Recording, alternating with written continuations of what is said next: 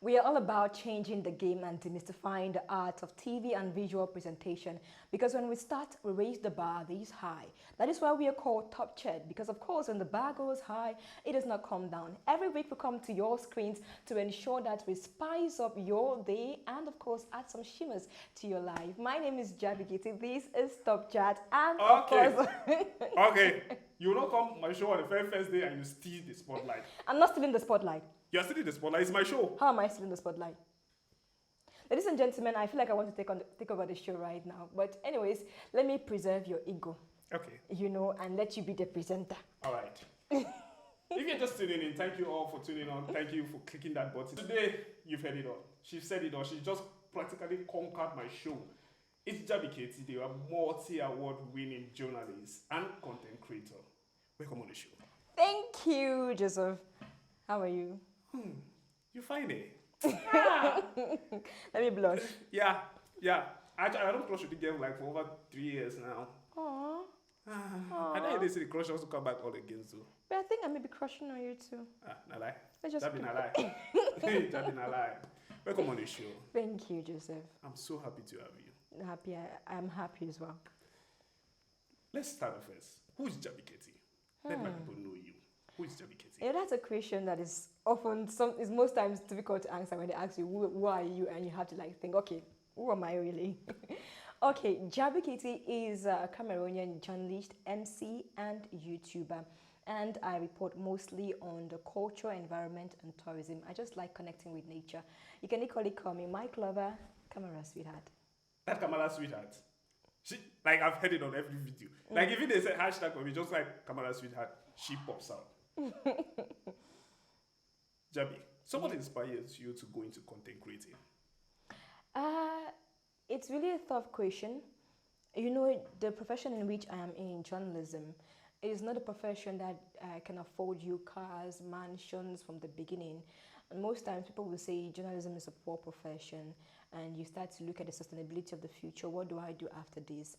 And also considering family pressure, travel abroad, do this, journalism cannot sustain you.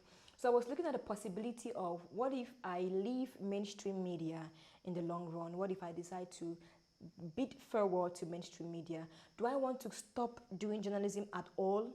No, because it feels like my umbilical cord is connected to the profession, So I had to look for something, a strategy that would still keep me in the limelight, keep me in the journalism sphere, but I can still fly and do whatever thing to match up with the financial sustainability. Then I thought about my YouTube channel. At least we have so many TV channels now on YouTube, and it could help me that even if I leave mainstream media one day, I could still continue in digital journalism. And in fact, most of the youths are online now, so I'm sure I could have a greater audience there. So journalism has been your key, your skill that has helped you go into YouTube, right? Yes, as a communicator, it has really helped me go into YouTube because I think when I go online, I don't want to tell stories like just how any other person is telling stories. Even though sometimes I'd want to try to fit because there's a particular audience, they love the informal way of doing things. I'd want to try to match up to that standard, but at the same point, I know what I'm supposed to get, what I'm supposed to include in my stories because as a communicator, as a journalist, it gives me that extra experience, the extra hand. Do you write your content? I do write my content. I mean, where do we get money to get a writer? And some people don't know this. The reason why I ask this is because some people just feel like you just go out there, just drop content because you have the idea, you don't pen it down, you just believe as you just on the mic, you just start talking. How has that helped you in particular? How has writing content helped you improve your content? You're not too far from the truth. When it concerns a TV presentation, most times you write just the intro. It's difficult to write the entire script and you just come and start doing balablu, But when it concerns content creation, going outdoors, at first I used to be like what you're describing now. You just say, okay, I want to go to Lobe River today. And I move on, I pack my things, I go on to Lobe River. I don't position in my mind what I want to get at Lobe River, the things I just film randomly and I come home for it. Is after that I write a script. But I've learned over time from my knowledge in documentary filmmaking and thanks to one South African NGO, NIV, I've learned that you have to prepare before you go on set. So even the writing aspect, it comes out to be almost like the last part because you have to do some research. Before I step out to go to a particular place to create content, in my mind, I already know what I want to do. Okay. I start imagining how I want the story to be structured, how the things I want, the kind of shot I want, and it helps now to tell better stories. When producing content, who do you target? Who are your target audience? I have basically two targets. I have the youth population who are online, and I have international organizations and government agencies, international agencies, because I'm fighting towards a particular cause. I'm fighting towards culture and environmental conservation, and of course, I need the youth to get my message and to help me grow my channel too, of course.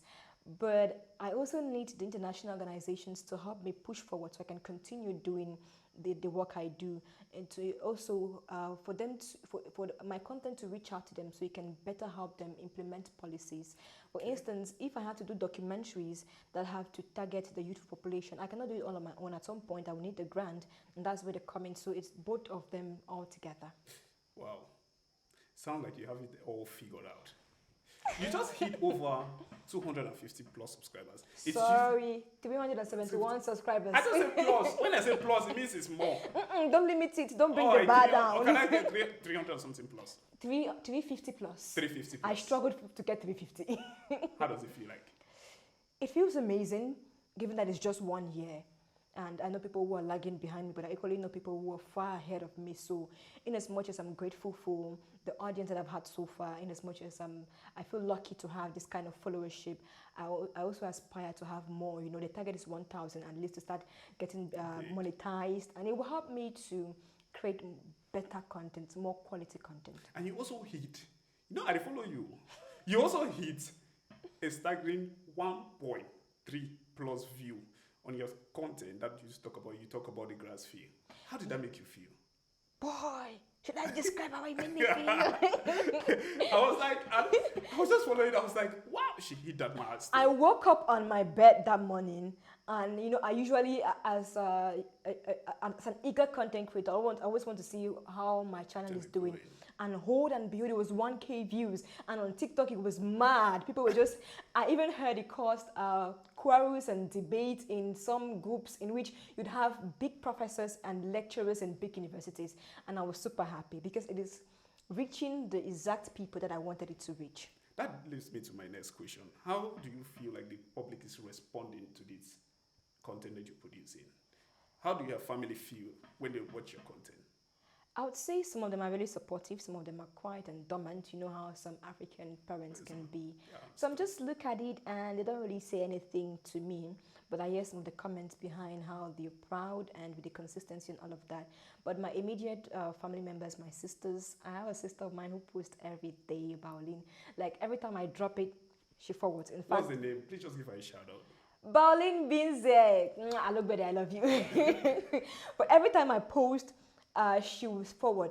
And if I have an opportunity, I don't send the pictures to her. She'll be like, Madam, do you have to wait until I beg for the pictures before you send? Why are the city sisters? Why are the city sisters? Why I not get that kind of sister?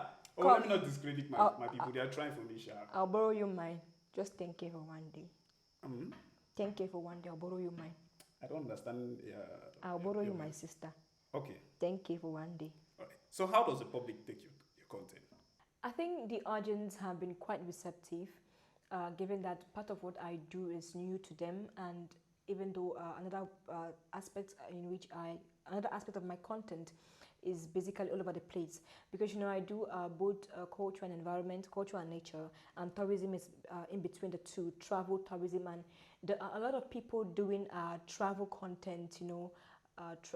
Everybody's just traveling to places, and I think that is already overwhelming for the audience. So I had to try to add in something new, which would be a niche for me, something very new, which I explored the cultures of some communities. Like a few months back, I talked about some totems of some ethnic groups in the southwest region, citing ethnic groups like the Bakwe people, the Bayang people, and I think that it's new. It's something which it's hardly there. I think we see it in other African countries, and even if others do it, they do it in article writing or in writing format. But visually, it's very rare, and it's a niche in which I'm struggling to cut my way into it. But with the number of views that I'm having so far, and the comment I get from people, and the feedback that people send me videos from people I don't even know, Somebody just sends it to me, or my sister from abroad sent it to me. I'm like, okay, that's nice. So Oh, it means that you're really following and up. you're going international too. International baby.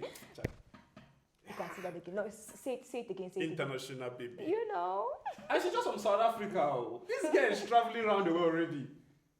And you're just there with your phone. You do shoot with your phone. But Everything she is done started on my phone. shooting this content with her phone. So we all have mobile phones that we move around with, just take pictures and we post and we do crazy stuff. I don't want to mention crazy stuff. But now look at somebody. She's traveling around the world already. She's just from South Africa. She left South Africa, came on the show. Like, damn, who does that?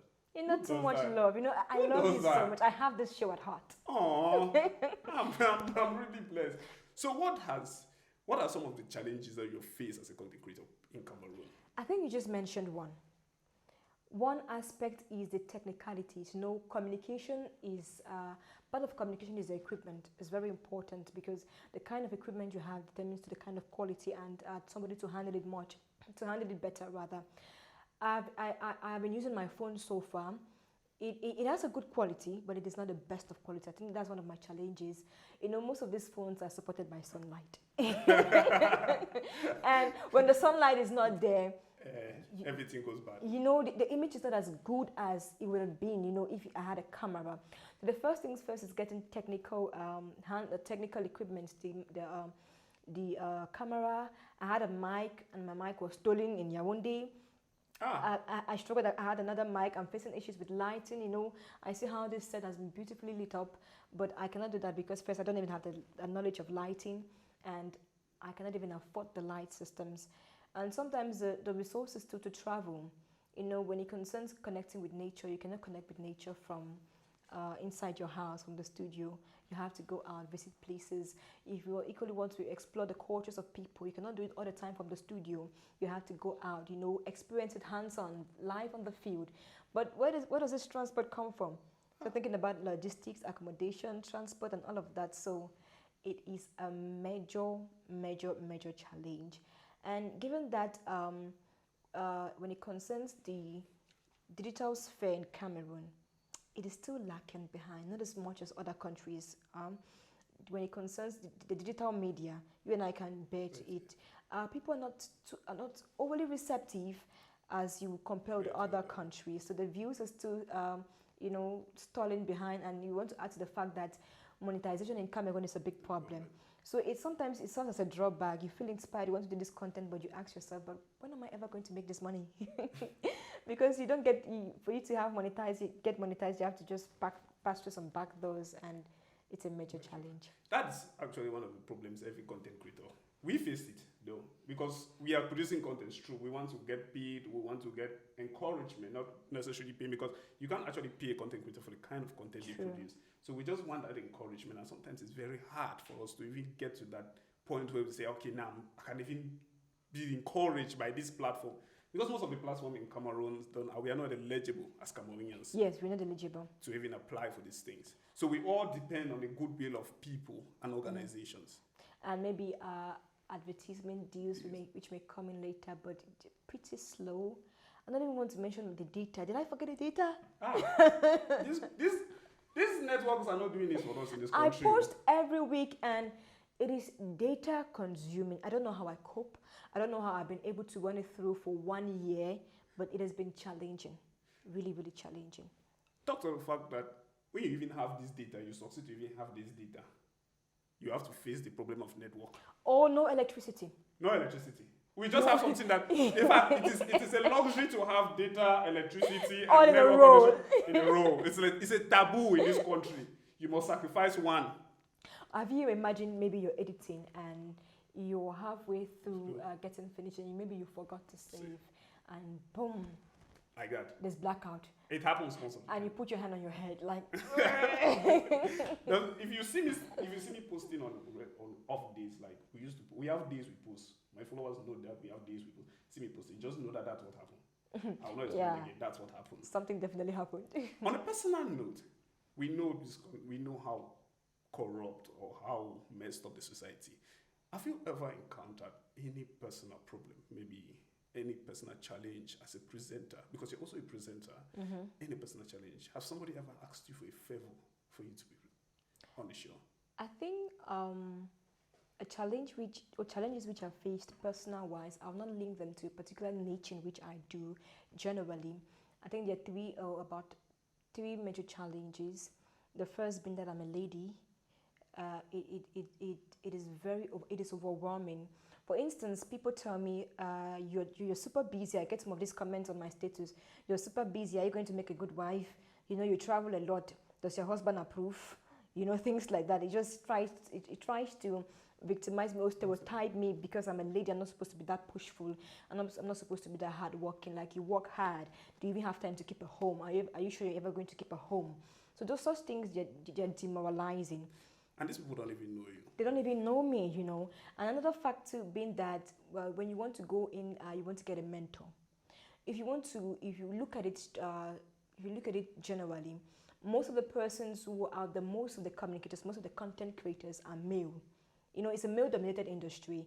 And at some point, you need somebody to hold your hand up. You need somebody to look up to and say, please show me, cut me soap. You understand? Everybody wants more soap. Everybody wants more soap. And then you meet somebody and you think genuinely, this person genuinely wants to help you. Maybe you found the right person who can really hold your hand and take you through the route and path. But afterward, you start getting some slimy, you know, some things which are really not cool. Maybe start touching you inappropriately, or start having some kind of inappropriate discussions. I've had people whom I've gone to them for mentorship, and I just shifted backward. I took a step backwards because it was not really going as per planned. I just got lucky to have a mentor now who is, you know, straight to the core, you know, toe in the line. Oh, I wish my mentor was straight to the core. I wouldn't even say anything about my mentor. But you know, wish to have him. He's very strict.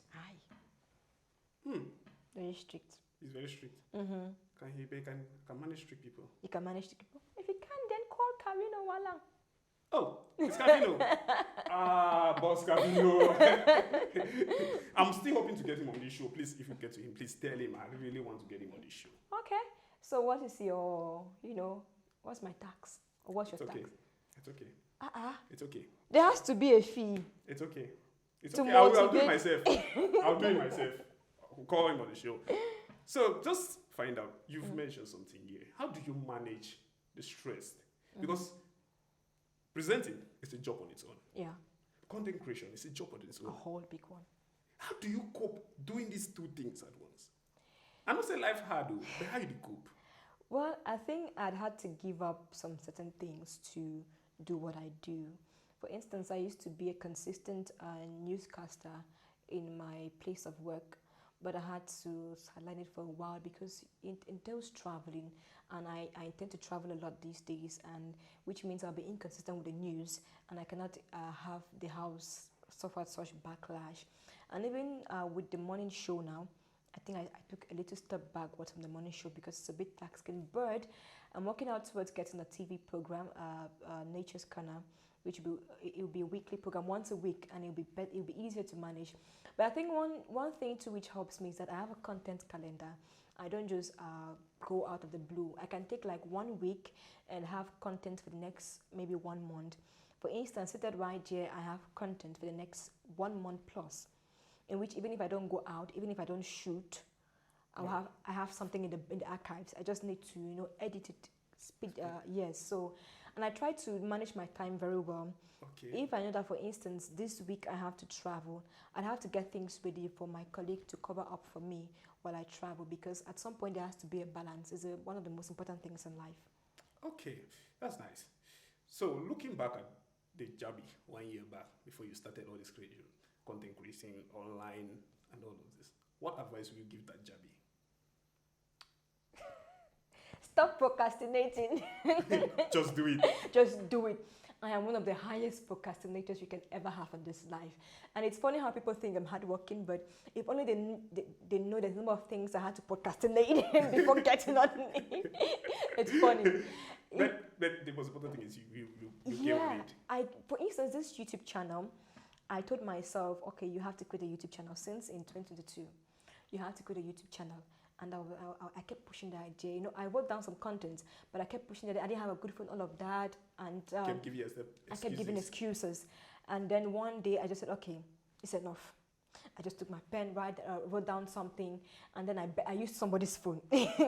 My first ever content, I used somebody's phone, and I filmed it, and I edited, and I posted. At least that inspired me to start. But of course, I could not use somebody's phone forever. I said, okay, at least this time I'm not procrastinating again. If something is holding me back, it's due to the technical or the inadequacy of the technical input. So I had to wait. But even this start of the year, I said to myself, okay, that I will get back on it.